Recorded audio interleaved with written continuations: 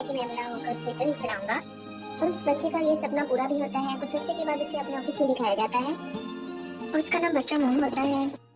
इनसे मिलिए, ये मिस क्रॉली हैं, ये बस्टर मून की सेक्रेटरी हैं। इनसे कहने आई हैं कि भाई आपसे कोई मिलने आया है। बस्टर मून बाहर देखता है जहाँ बहुत सारे लोगों की भीड़ लगी है जो उससे पैसे वसूल करने आए हैं। तभी मिस क्रॉली कहती हैं कि बैंक से भी आपके लिए फोन आया था। ये सुनकर बस्टर छुपाता अपने सीक्रेट रास्ते से बाहर निकल जाता है। अब एक न्यू कैरेक्टर जॉनी को दिखाया जाता है जो कि बहुत अच्छा सिंगर है, लेकिन बेचारा जॉनी चोर है और अपने डैड के साथ चोरी का काम करता है, लेकिन इसका दिल नहीं करता ये काम करने को। फिर रोसीटा को दिखाया जाता है जो कि अपने बच्चों के साथ रहती है। ये भी अच्छी सिंगर है, लेकिन बच्चों को संभालते हुए उसे टाइम ही नहीं मिलता और घर में कोई भी सिंगिंग के मामले में उसकी मदद नहीं करता। अब एक और न्यू कैरेक्टर ऐश को दिखाया जाता है जो कि अपने दोस्त के साथ रहती है और ये दोनों बहुत अच्छे सिंगर हैं, लेकिन ऐश ज्यादा अच्छा गाती है, इसलिए उसका दोस्त उससे अक्सर नाराज रहता है। ये है प्यारी सी मीना, ये भी बहुत अच्छा गाना गाती है, लेकिन प्रॉब्लम ये है कि ये बहुत ही शर्मीली लड़की है, जिसकी वजह से किसी को उसके टैलेंट के बारे में कुछ पता नहीं। और इनसे मिलिए, ये हैं छोटे से सुपरस्टार माइक। ये गाना गाते हैं अपना पेट भरने के लिए, लेकिन ये बहुत होशियार हैं। फिल्म में ये दिखाया जाता है कि ये सभी अच्छे सिंगर हैं, लेकिन इनको मौका ही नहीं मिल पाता गाने का। अब ये दिखाया जाता है कि बस्टर अपने एक दोस्त से जिसका नाम एडी है मिलने के लिए एक होटल में जाता है। एडी बस्टर को बताता है कि मेरे पापा ने तुम्हारे शो के लिए पैसे देने के लिए मना कर दिया है। बस्टर कहता है हाँ मैं मानता हूँ कि मेरे पहले तमाम शो बकवास थे, लेकिन अब मैं एक बड़ा शो करने वाला हूँ जिसमें तमाम सुपरस्टार्स को गाने का मौका मिलेगा। एडी को उसका ये आइडिया भी कुछ इतना खास नहीं लगता, लेकिन बस्टर आप जाए और फिर ऑडिशन शुरू हो जाते हैं। सभी को मौका मिलता है गाने का, कुछ अच्छे बुरे सभी सिंगर आते हैं वहाँ पर। ऐश भी अपने बॉयफ्रेंड के साथ आती है और वहाँ पर गाना गाती है, और दूसरी तरफ जॉनी वो तो बस्टर को इम्प्रेस कर देता है। बेचारी मीना आज भी स्टेज पर घबरा जाती है और बिना कुछ गाए ही वहाँ से चली जाती है। वही माइक अपने गाने से स्टेज पर आग लगा देता है। रसीटा भी बहुत अच्छा गाती है। तमाम ऑडिशन खत्म हो जाते हैं और फिर रिजल्ट की बारी आती है। अब ये देखना है कि कौन कौन सिलेक्ट हुआ है। फिर बस्टर एक मेंढक के ग्रुप और ऐश को सिलेक्ट कर लेता है। ऐश के बॉयफ्रेंड को गुस्सा आता है कि मुझे क्यों नहीं सिलेक्ट किया गया, इसलिए वो ऐश को वहाँ से ले जाता है। फिर बस्टर जॉनी और माइक को भी सिलेक्ट कर लेता है और रसीटा के साथ भी एक पार्टनर बना दिया जाता है, और फिर बस्टर की पूरी टीम तैयार हो जाती है। अब माइक कहता है कि क्या प्राइस की रकम इस बक्से के अंदर है, इसे खोलो, मैं देखना चाहता हूँ कि $1,00,000 कितने होते हैं। जिसे सुनकर बस्टर परेशान हो जाता है और अब उसे पता चलता है कि प्राइस की रकम गलत छप रही है। बस्टर ये सुनते ही साइड पर जाकर मिस क्रॉली से बोलता है, लेकिन मिस क्रॉली भी शर्मिंदा होती है। बस्टर उसे माफ कर देता है। बस्टर एडी के पास आता है, उससे कहता है कि तुम्हारे पापा मुझे थोड़ा सा लोन दे सकते हैं। इस पर एडी कहता है कि कभी भी नहीं।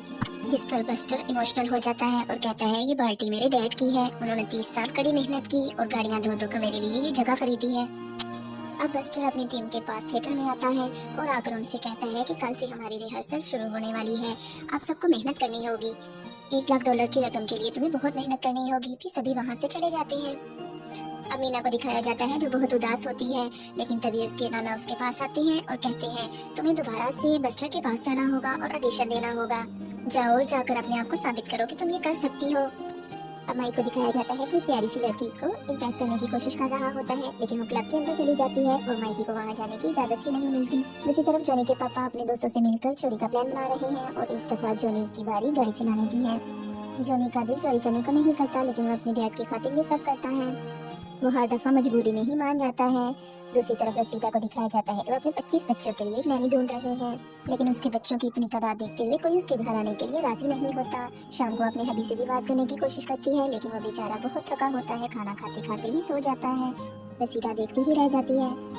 फिर रसीटा के दिमाग में काम आता है, वो सारा रात काम करती है और सारा सिस्टम ऑटोमेटिक कर देती है। उसके घर के तमाम काम खुद ब खुद होने लगते हैं और उसके घर वालों को पता ही नहीं चलता कि वो कहीं गई हुई है।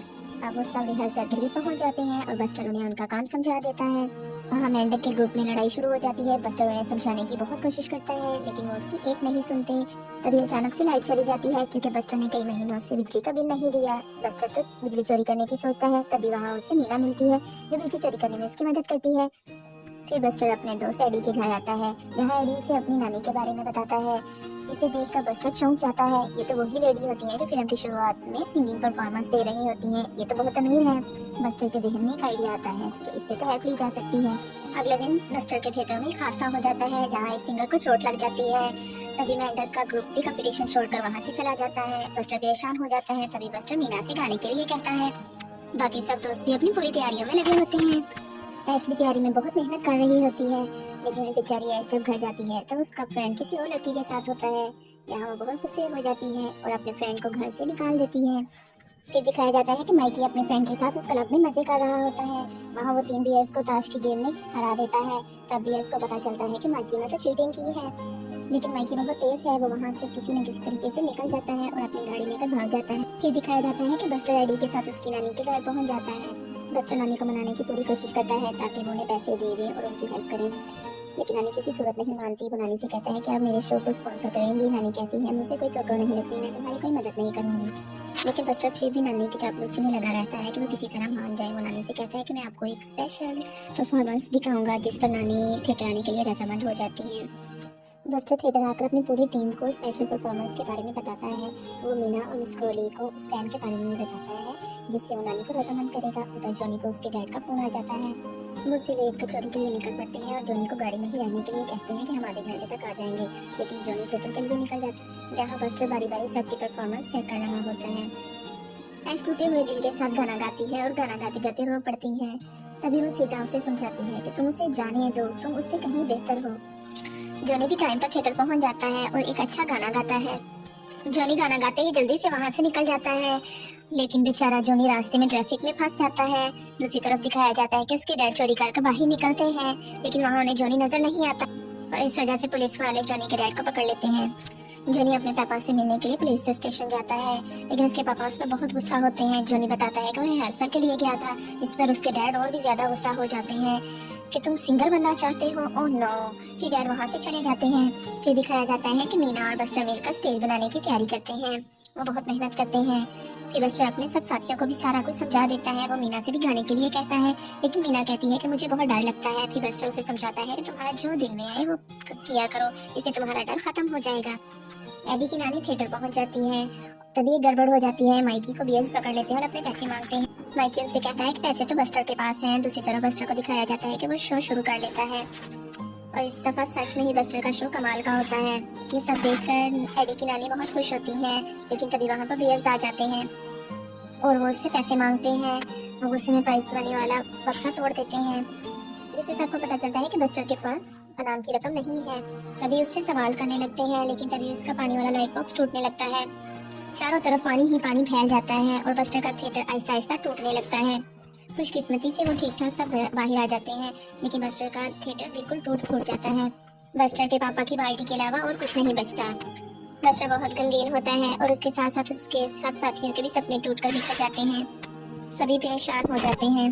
वो सभी परेशान और अकेले हो जाते हैं और बस्टर की प्रॉपर्टी का बैंक कब्जा कर लेता है। फिर बस्टर के साथी मिलने उसके पास एडी के घर आते हैं। फिर बस्टर उन सबसे माफी मांगता है, लेकिन वो कहते हैं कोई बात नहीं, हमें शो के लिए कोई और जगह मिल जाएगी। लेकिन बस्टर उनसे कहता है कि अब सब खत्म हो गया और वो दरवाजा बंद करके अंदर आ जाता है। लेकिन तभी वहाँ पर मीना आती है और मीना उससे कहती है कि हौसला करें, आपने तो मुझे समझाया था कि हमें अपने डर का सामना करना चाहिए।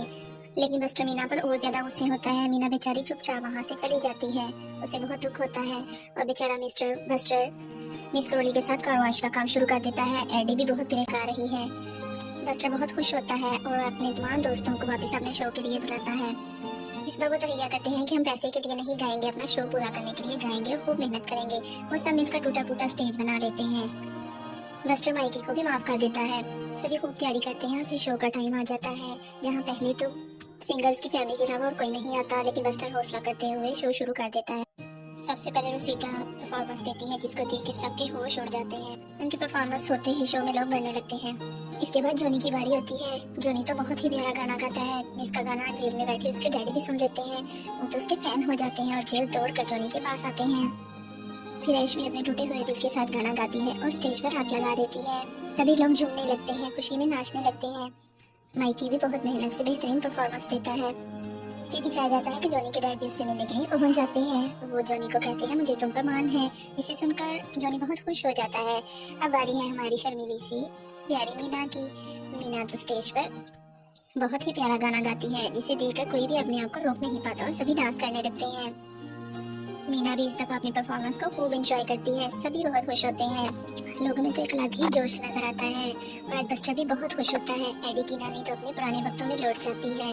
वो इतनी खुश होती है कि बस्टर की प्रॉपर्टी बैंक से छुड़ा देती है और उसका